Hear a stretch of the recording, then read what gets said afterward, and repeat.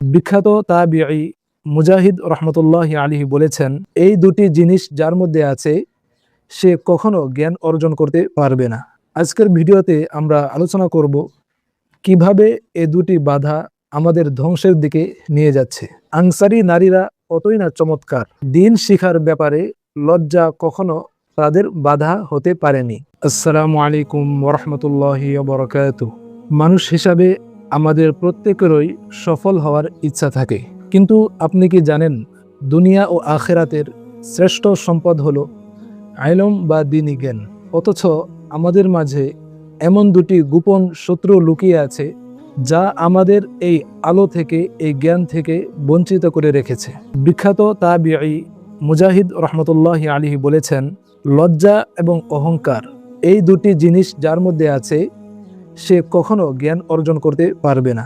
আজকের ভিডিওতে আমরা আলোচনা করব কিভাবে এই দুটি বাধা আমাদের ধ্বংসের দিকে নিয়ে যাচ্ছে। দিন শিখার পথে প্রথম বড় দেওয়াল হলো ভুল লজ্জা।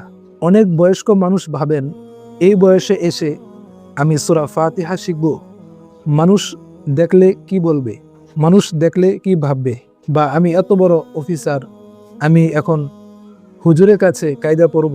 মনে রাখতে হবে, পাপাচার করতে, গুনাহ করতে লজ্জা পাওয়া ইবাদত, কিন্তু সত্য জানতে লজ্জা পাওয়া হলো শয়তানের ধোঁকা। আনসারী নারীদের সম্পর্কে আম্মাজান আয়েশা রাদিয়াল্লাহু তাআলা আনহা বলেছিলেন, আনসারী নারীরা কতই না চমৎকার। দিন শিখার ব্যাপারে লজ্জা কখনো তাদের বাধা হতে পারেনি। তারা রাসূল সাল্লাল্লাহু আলাইহি ওয়াসাল্লামকে অত্যন্ত ব্যক্তিগত প্রশ্ন করতেও দ্বিধা করতেন না, বা সঠিক আমল জানার জন্য। এই লজ্জা যেন আপনাকে অন্ধকারে না রাখে। না জানাটা অপরাধ নয়, কিন্তু জানার চেষ্টা না করাটা অনেক বড় মূর্খতা, ব্যর্থতা। অহংকার হলো দিন শেখার পথের সবচেয়ে বড় বিষ। অহংকার মানুষকে অন্ধ করে দেয়। যখন কেউ মনে করে আমি সব জানি, বা ওর মতো সাধারণ মানুষের কাছ থেকে আমাকে শিখতে হবে, তখন তার হেদায়েতের দরজা বন্ধ হয়ে যায়। রাসূল সাল্লাল্লাহু আলাইহি ওয়াসাল্লাম বলেছেন, যার অন্তরে সরিষা দানা পরিমাণ অহংকার থাকবে সে জান্নাতে প্রবেশ করতে পারবে না। অহংকার হলো সত্যকে প্রত্যাখ্যান করা এবং মানুষকে তুচ্ছ জ্ঞান করা। দিন শিখতে হলে ছাত্র হওয়ার মানসিকতা থাকতে হবে। আপনি যতই বড় হন না কেন, আল্লাহর দ্বীনের সামনে আপনি একজন নগণ্য ভিক্ষুক মাত্র। বিনয় ছাড়া হেদায়েতের আলো অন্তরে প্রবেশ করে না।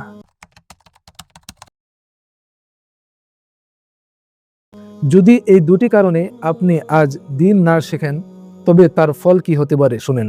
এক নম্বরে যে সমস্যা হবে তা হচ্ছে ভুল ইবাদত। আপনি হয়তো সারা জীবন নামাজ পড়ছেন, কিন্তু সূরা বা মাসআলা মাসাইল ভুল হওয়ার কারণে আপনার ইবাদত কবুল হচ্ছে না।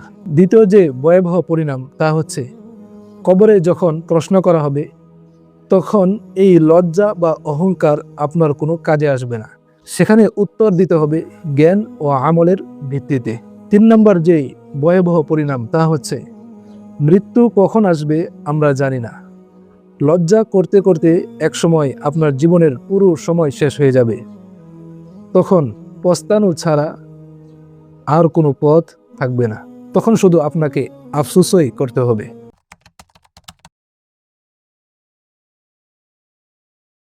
আজই এই ভয়ঙ্কর দুটি বিষয় থেকে আপনি বেরিয়ে আসুন। বিনয়ী হওয়ার চেষ্টা করেন।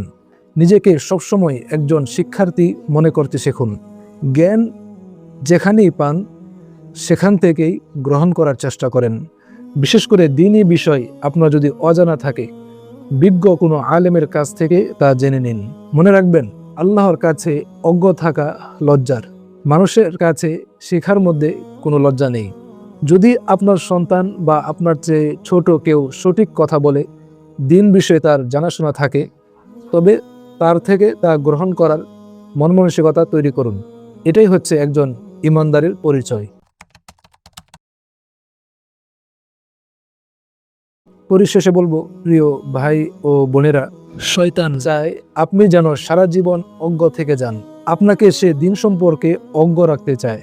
আর আল্লাহ তাআলা চায় আপনি দিন সম্পর্কে জানেন, শুনেন শিখেন।